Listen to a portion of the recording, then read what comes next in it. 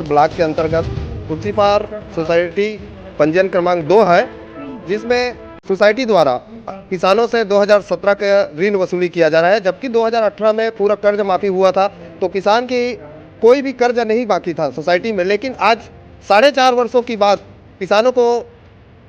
किसानों से वसूली किया जा रहा है। इस बात को लेकर हम कलेक्टर साहब को ज्ञापन देने आए थे कि किसानों से वसूली नहीं किया जा सकता। 17 का पूरा 18 में ऋण माफी है और कुछ शेष बाकी था, उनको किसके कहने पर ये वसूली किया जा रहा है, ये हम जांच कराना चाहते हैं। गढ़ ब्लॉक के अंतर्गत मोहारा ब्रांच के अंतर्गत खुर्सीपार सोसाइटी में हजारों की संख्या में किसान भाई आज कलेक्टर महोदय को ज्ञापन देने आए हैं। क्योंकि 2017 में कर्जा था, 2018 में इस प्रदेश ने कर्जा माफ कर दिए हैं। लगातार किसान खाद बीज लेते रहे, 19-20 में उसके कर्जा नहीं बताएं।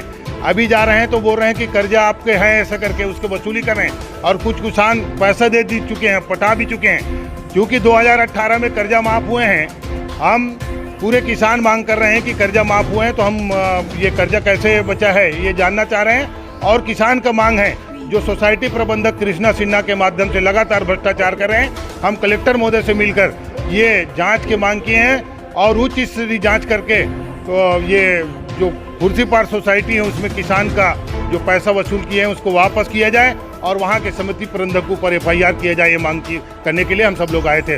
भरत लाल वर्मा, पिछड़ा वर्ग मोर्चा प्रदेश अध्यक्ष, छत्तीसगढ़।